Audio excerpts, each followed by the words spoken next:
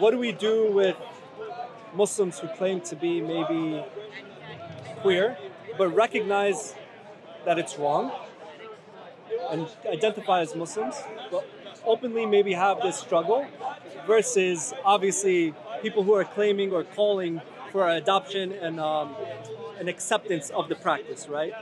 How do we as Muslims maybe navigate those waters? And this is just a thing that I've been asking myself. And current times right now. Current times, you know what I mean? How do we manage to speak about these? It's interesting, and it's not easy, it's difficult. Right. So the thing is, you raise two different types of people. Right, exactly. Yes. So there is one thing where you do something that you recognize to be wrong, morally, because we have to make a distinction between legality and morality. Correct. Just because something is legal, it doesn't make it moral. Yeah. So schools should be teaching, they teach legality, this is what is allowed in our society, but they shouldn't be teaching morality, because that comes from your view of the world and how we are as, we're Muslims, someone could be a Christian or a Jew, they would have different views on morality. Or you could be an atheist, and your morality is whatever the society deems to be okay, you follow that. So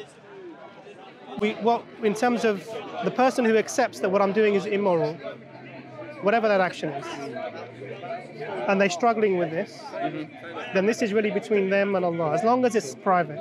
Yeah, not advertising it. Not advertising it. Yeah. So if you're, and we could take that for anything, alcoholism, whatever you're talking about, porn addictions and anything, it doesn't change. Even with this sort of LGBTQ thing, if that's your personal struggle and you're struggling, and I've met two Muslims who were, they had homosexual tendencies, and one of them was, able to sort of control that desire, be sort of leading what we would consider to be a normal Islamic life. And I met another Muslim who's not able to control it. And I was quite surprised, because after years of interacting with them, I saw them in this, and I was like, I'm very surprised to see you like this. And what they said was very profound for me. You mean you knew them before? I worked with them. I worked with them. Or were they always out the closet? They were never out of the closet. Okay, interesting. So, interesting. In fact, very devout, reminding me to pray, telling me where the local masjid is, lots of positive things. We get this in Pakistan, bro. And then I saw the person who was, then I saw them happen to be dressed in a certain way, and I thought, surprised to see you like this. And they explained the situation. And I said, and my question was, how do you reconcile this with your Islam? That was my first question. And what he said to me was fascinating. He said, look, I'm not saying that this is right. And what he meant was morally right. This is something I struggle with, and I pray to Allah that He forgives me. Now, in that situation, what more do I want? What more do I want? So that's a different thing. I would, as long as this is not public and in the sense that he's sort of promoting this, and I would have no issue with that at all. I'm not saying that it's right. I'm saying it's between him and Allah. When it comes to people who say we need to change Islam, that's a different thing entirely. Because what you're saying is that I'm a better judge of what's moral than Allah is. And that's problematic. And probably would, I'm not going to takfir anyone, but probably would have serious implications for your Islam. 100%. Okay? Now, when it comes to our children, because they're the ones, because we're pretty old, but they're going to face the brunt of this, so they're facing all the time. It's what my parents worry about their grandchildren. Absolutely. They don't care about themselves. So in that scenario, I think the key thing here is that our children should know that we don't treat anyone disrespectfully. Yeah. We're not harming anyone. We're doing it, but we know who we are and where we stand. And that's something that comes from the home. We have to inculcate this into our children. It doesn't mean it's going to be easy. It doesn't mean they're not going to have difficulties. I know lots of families who are now homeschooling their children. Yeah. I sit down with my kids and we have discussions about this all the time. Or go backyard, go back which home. Which is probably not a good thing. Because anything that's sort of forced, as soon as you think that everything's fine, but actually it's like a wound spring. As soon as there's a bit of freedom, they will. And I've seen this when I was at university. You see the kids who suddenly there's no parental oversight and they just go crazy. And it's because it's been forced on them. Yeah. It wasn't internalized, they didn't believe it. And that is our fault.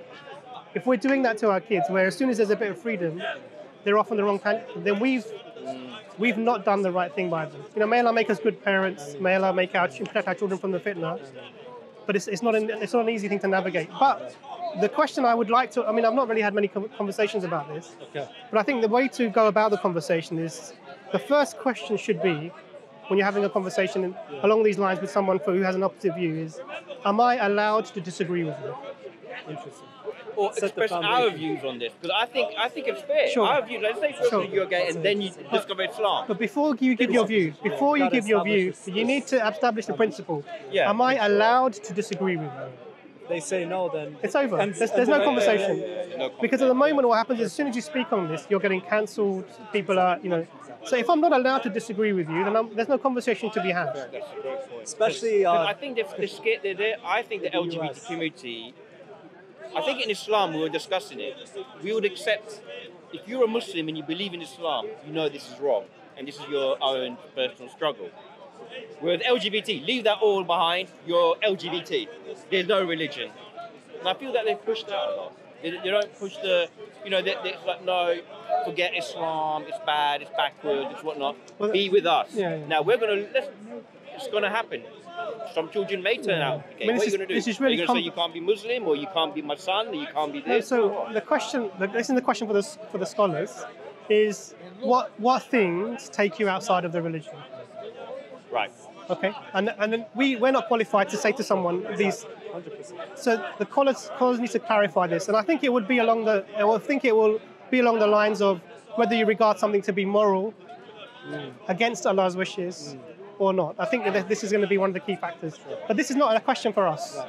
We as a lay people, we cannot go around telling people, oh, you're off the deen, you're off. Because this person may struggle for 1 year, 2 years, 10 years, and they may come back. Yeah. No. But we may be the person that shuts them out. Yeah. And you never want to be. So even with this gentleman here, ultimately, I don't want to be the reason for him not to be interested in Islam. If he walks away with a positive, so the sister was very, sort of very stiff, and Okay.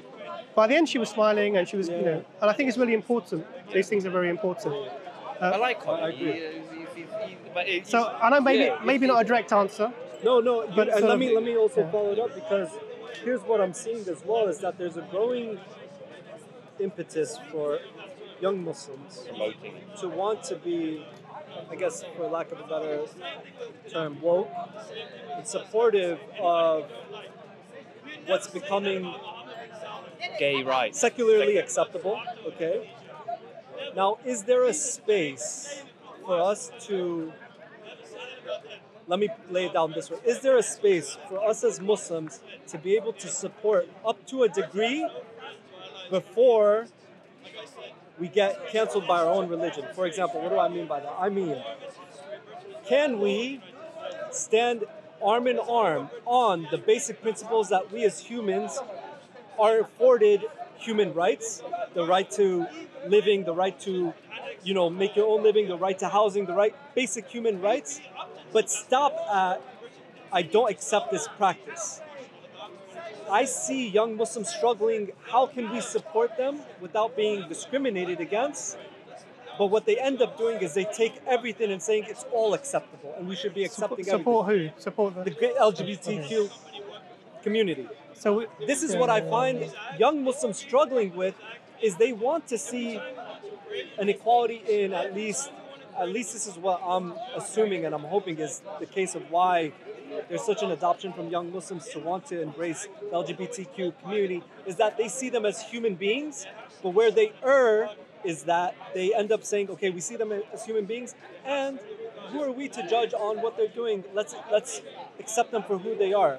I'm saying I think it should be, we accept them as human beings. They should have human rights. They should be able to exist. But we don't adopt and accept the act. We say we disagree with it. What would you do to someone who's drinking alcohol? Same thing. I accept you as a human being, but if you ask me, I disagree with I personally don't think Would you it's call correct. them away from the alcohol? Yes, I would. The same with zina. Yeah, Of course. Same as in a Especially if they're Muslim. great point. Especially if they're Great Muslim. point. Yeah. Especially like if I don't know you and I don't have a basis to, it wouldn't be what I would start my foot where off do with, where you do know? our rights come from? Allah. That's the bottom line. Yeah. So we don't just take the rights of the secular idea For of sure. rights, Yeah. For sure. because that comes from liberalism. Sure. Now they've got a religious foundation for this, in that they've taken things like equality and these things from religion, because there's nothing in nature that makes you think we're equal. We're different heights, different ages, different weights, We agree. different intellects. We're all different. Yes. So there's nothing equal about us. Sure. Allah says that the only thing that differentiates us ultimately, we're all human beings, is our piety. Is how conscious of Him we are. We're all equal by piety. Absolutely. But that's a religious, theological basis for equality. You won't find that in nature itself because everything we measure is different. Yeah.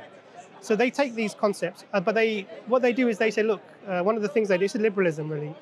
They say, look, it's your life, live it, do whatever you want. Right.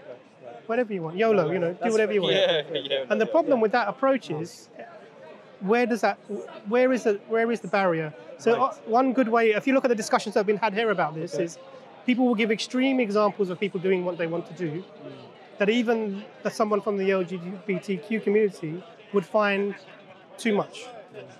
Like, incest is often brought up. Yeah, incest is brought up. Or maybe intercourse with someone who's on a completely knocked out, unconscious. They will not remember, feel anything. Yeah. But so they have certain lines. The question is, where does your line come from? So our line doesn't come from what we think; it comes from the Creator. Correct. And so we would call people to be on the right side of the line. Society. But the way you can help people is, if you see someone being mistreated, call out the mistreatment. Don't let people be mistreated. But you can say, look, I don't agree with people being harmful to you, but I don't agree with what you're doing. Absolutely. You have to make that. So it's about being confident in your own 100%. position, and allowing there to be justice in the sense that people can't be unjustly treated. And also remember, we're in a secular society. We cannot impose our things on other people, but we need to have firm foundations for our youth, so they know where they're going. This is going to. I'll be honest with you. In my view, this is imploding. Because this is imploding. You can't even. Homosexuality is at risk from this, because if there was, imagine this, you have two men. One is they're both homosexual. They find the opposite sex attractive, but one identifies as a female. Is the other man now no longer homosexual? Yeah, right. Interesting. Because you are actually a woman. Gender-wise. It removes things like any idea of gender, and women are getting trampled. Yes. Especially in the transgender in the world, they're getting trampled. And so women, it's eating yourself. And we're getting to the stage where trying to apply this practically is falling down. So you could get somebody who came in, my pronoun is this, to your school or whatever. Next day they could change their pronoun. In the middle of the conversation, in between each word, I could change my pronoun. And every time you speak to me, I say, you're offending me because you're not using the right pronoun. And I could give you a new pronoun. I could give you a list, like this is a random pronoun generator that I believe in. Every moment that it changes, please change the way you address me because I'm feeling different. It doesn't make any sense to me. So let me say something, because I agree that, so obviously we agree on everything, but what's astounding to me is the fact, for it to implode means that there needs to be some backbone of morality on the society for it to implode upon. What I'm seeing, especially in the United States, is the bankruptcy of morality. Therefore, it's a fight over words. It's a fight over words there. But what I mean to say is, like right now, children are being allowed to make decisions on their own gender in terms of medical decisions within the United States and in Canada, right? Children, at young age, sub-teens in some cases, able to start like the hormone blocking. Some can even do gender reassignment. I'm just astounded at how massively adopted it continues to be and is just continuing to thrive. I wonder... Is it propaganda or is it natural that you think this is happening? Sorry. Well, the rates are meant to be about 1.2% roughly in the population. That's the idea. But actually, if you look at what we're seeing is that people tend to have these identification issues in clusters around friends. Yes. So there seems to be a social element to that. There's also a greater preponderance of this in terms of if you're on the autistic spectrum. Or there's lots of other things that are involved in this. 100%. I think one of the problems is that we're mislabeling normal feelings. So when you have a child who's a little bit upset or confused about something, we're giving them an option in terms of an explanation for their feeling that wouldn't have been there before. that they probably take without realizing the full implication of it because they're a child. Is this like the case of, sometimes guys, like only little kids, they dress up as a girl and they play with their I mean, that's... and then now they want to do is push that as to, oh, they've got gender dysphoria, or I've had cousins who be dressed up as the bride, were just playing with kids. We don't encourage it, but you see it as little kids, right? Are they push? I feel like sometimes they're pushing that, or a girl wants to be a tomboy and they want to push it into, yes, you can become a boy. So it's complicated why the phenomenon is like this. I think there's a lot of push everywhere. I mean, it's really being put into our faces a lot. But I think the moral bankruptcy is in pockets. On the whole, people have a sound moral basis. So if you went out of the cities, if you went out of New York, generation that's morally bankrupt. And so to your point, you said 1%, maybe about 1%. Studies just came out. 5% of teens identify as transgender. So it's growing within the young generation who are growingly morally bankrupt because of things I personally think, like social media, TikTok, that are propagating things, distractions from us to understand what is reality and what's not. Are you aware, and this is something that I just came across and understood, is that there's a term now for the young generation, for people who are normal. It's like you're normies. Like you and I, we're normies because we don't have some defect or something wrong with us, right? But we may think like the old generation. You see what I'm saying? No, like if you think anti-LGBT or woke, you're or if you don't have some sort of disability, you're a normie. You know what I mean? So it becomes now uncool to be, mainstream, or to be like normative, or to be, what is... It's gone that far. It's gone that far. And so that's why I'm more concerned with the moral bankruptcy, because then your point I agree with. If we didn't have this surge in just like jahiliya, you know what I mean? Just like complete ignorance, or like not understanding what is true. But surges happen you get surges within surges. So now we're seeing a lot of regret. People who are coming out saying they wish they hadn't done this. Like surgery, after, hopefully before that, but a lot of people after surgery as well, who are detransitioning. Right. Now, that surge is also there. It's being dampened down. That voice is not being allowed out. But you're going to see this rising. And I think what will happen is, my hope is that the society will come to their senses at some stage. It's an elastic band. Like elastic band. Absolutely, right? That's what my hope is. So, for example, I mean, if you're discussing, you could ask somebody, look, because we're getting trans-able people. That was another thing I was going to say. Trans-able. So you get people who identify as disabled. And so they want to have the wheelchair, and or they want to cut off a limb. But imagine that if someone says, "What is the number?" I've heard this, but is it true? Well, there have been reports of people. We're getting trans species, people who are different species, people identifying dogs, transageism. So it's taking the idea that whatever you think is not only real, but other people have to accept it as real.